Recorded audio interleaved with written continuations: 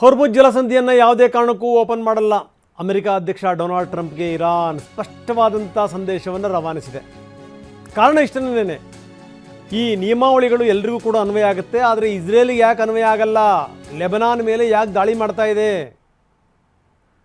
ಹೀಗಾಗೇ ಇದರ ಉಲ್ಲಂಘನೆ ಆಗಿದೆ. ಅದಕ್ಕೋಸ್ಕರ ನಾವು ಹೊರ್ಮುಜನ್ನು ಓಪನ್ ಮಾಡಲ್ಲ.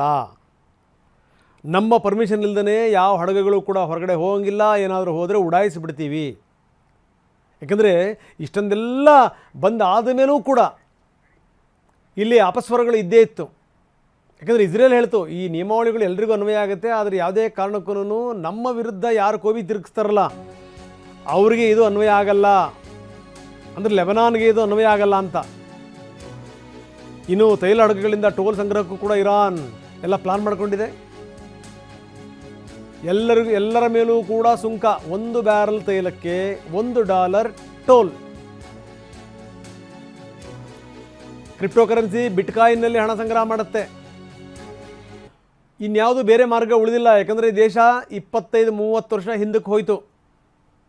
ಇನ್ನಿದು ಉದ್ಧಾರ ಆಗಬೇಕು ಅಂತಂದರೆ ಎಷ್ಟು ವರ್ಷಗಳು ಬೇಕೋ.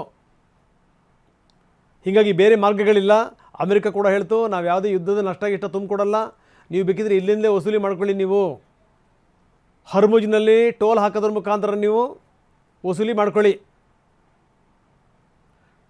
ಹೀಗಾಗಿ ಈಗ ಟೋಲ್ ವಸೂಲಿ ಶುರುವಾಗ್ತಾ ಇದೆ. ಅದು ಒಂದು ಕಡೆಗೆ. ಇನ್ನೊಂದು ಕಡೆಗೆ ಏನು ಅಂದರೆ ಸಂಧಾನ ಆದಮೇಲೆ ಹೊರ್ಮುಜ್ ಓಪನ್ ಆಗುತ್ತೆ.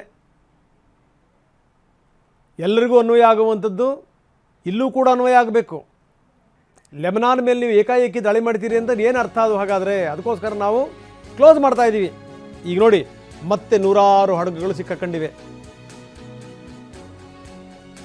ತೈಲ ಟ್ಯಾಂಕರ್ಗಳು ಸಾಲುಗಟ್ಟಿ ನಿಂತಿವೆ. 19 LPG ಹಡಗುಗಳಿವೆ ಭಾರತದ್ದು. ಗಮನಿಸಬೇಕಾದಂಥ ಸಂಗತಿ. ದೇವರೇ ಅಂತ ಯುದ್ಧ ನಿಲ್ತಪ್ಪ, ಓಪನ್ ಆಗ್ತಾ ಇದೆಯಪ್ಪ ಅನ್ನುವಂಥ ಸಂದರ್ಭದಲ್ಲೇ ಮತ್ತೆ ಕ್ಲೋಸ್. ನೋಡಿ, ಇದು ಮತ್ತೆ ಯಾವ ತಿರುವನ್ನು ಪಡೆದರೂ ಕೂಡ ಅಚ್ಚರಿ ಇಲ್ಲ ಇದು ಸಂಗತಿ.